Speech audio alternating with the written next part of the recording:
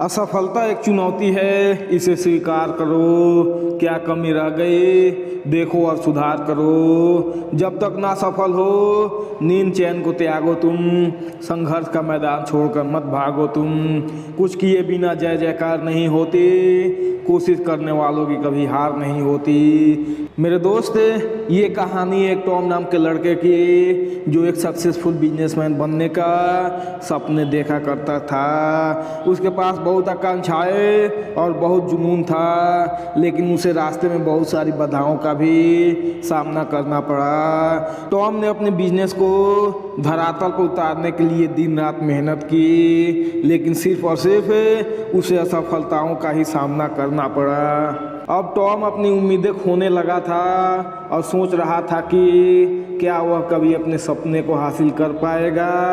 तभी एक दिन टॉम की मुलाकात एक बूढ़े बिजनेसमैन से हुई, जो बिजनेस में कई सालों से था। बूढ़ा व्यक्ति टॉम की आंखों में निराशा देख सकता था और उसने अपने संघर्ष और विजय की कहानी साझा करने का निर्णय लिया। बूढ़े व्यापारी ने टॉम को बताया कि उसने भी अपनी सफलता की यात्रा में बहुत सारी बाधाओं का सामना किया है। उसने कई असफलताओं का अनुभव किया, बहुत सारे पैसे खो दिए और कई रातों की नींद भी हराम कर दी थी, लेकिन उन्होंने कभी हार नहीं मानी। वे डटे रहे और हर बार जब उन्हें कोई झटका लगा तो उन्होंने और भी कड़ी मेहनत की। बूढ़े बिजनेसमैन ने टॉम से कहा, याद रखना कि असफलता सफलता के विपरीत नहीं है, यह सफलता का ही एक हिस्सा है।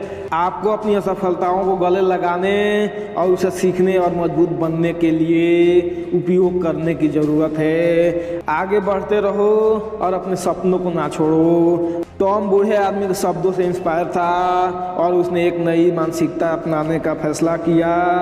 टॉम ने असफलता को एक नकारात्मक चीज़ के रूप में देखना बंद कर दिया और उसके बजाय इसे सीखने और सुधारने के अवसर के रूप में देखा।